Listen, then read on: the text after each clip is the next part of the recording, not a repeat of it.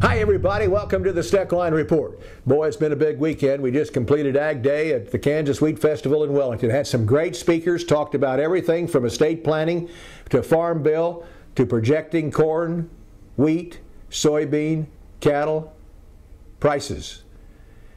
We're going to talk about some of that, but most importantly, a bill that's being discussed in Washington in just a minute. My grandfather came across the plains from Missouri in the 1860s and ran a hotel and stage stop here with livery stable, and it's been in the family ever since. We run probably about 100 cows here and 250 over at the other ranch. I'm sure there are other banks we could have dealt with, but they've been so friendly and know what the ups and downs are in the business. American Ag Credit is like a family for us for financial help.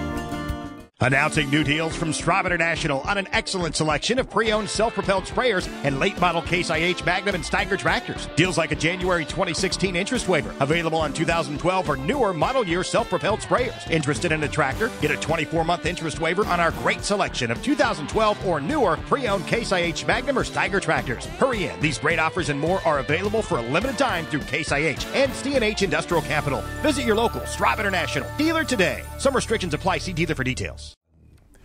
Hello everybody, welcome to the Steckline Report. Well, we've had a busy report time. We just finished up Ag Day in Wellington, Kansas at the Kansas Wheat Festival. I want to talk a little bit about what some of the speakers said there. But before that, the folks in Washington are working on probably the most important bill for farmers and business people across America, and nobody's talking much about it.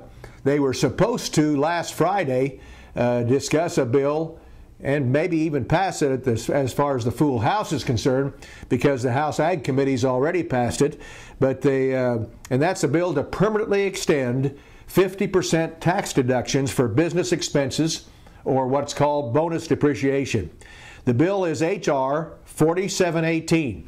4718. It'd be something maybe that you people ought to check out by calling your congressman and say, hey, what's going on with this? And maybe they're passing it as we speak. I don't know. But it sure would be nice if the House would get that on down the road.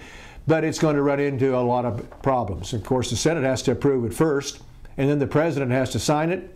Here's what the President says. They issued a statement saying bonus depreciation was considered a short-term stimulus in 2009, never considered, never intended to be a permanent corporate giveaway. Further, the White House stated the bill has no offsets and would add $287 billion to the deficit over 10 years, wiping out more than a third of the deficit reduction achieved by the Taxpayer Relief Act. The Joint Committee on Taxation in May projected the bill would add almost $263 billion to the federal deficit over 10 years. The Tax Foundation, however, maintains that extending bonus depreciation boosts GDP by more than 1%, boosts capital stock, increases wages, creates more than 200,000 jobs.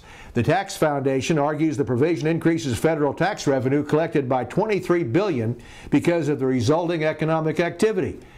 Where's the White House on looking at that good news information? All they wanted to point to is the bad news. Let me tell you something. This would probably be the best thing for business, and that I got to tell you, that deficit needs some help. This would probably be more help than anything they could see if they would take a look at both sides of the equation.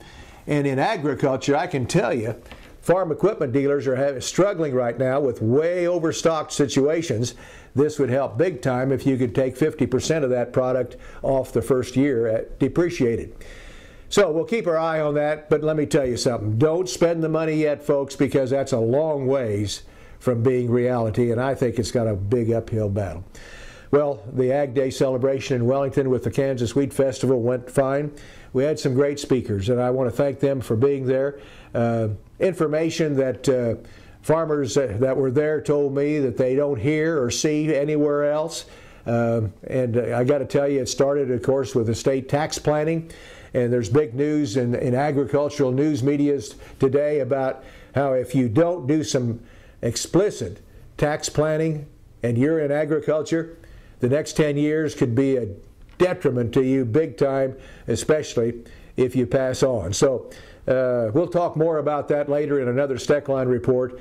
But the Farm Bill discussion was exciting, and I got to tell you, in our next Ag Report here on the Steckline Report, I want to talk a little bit about that Farm Bill, what's coming up, what you need to know, and what you can and cannot do, because we found all of that out at Ag Day. So stay tuned for the next Steckline Report.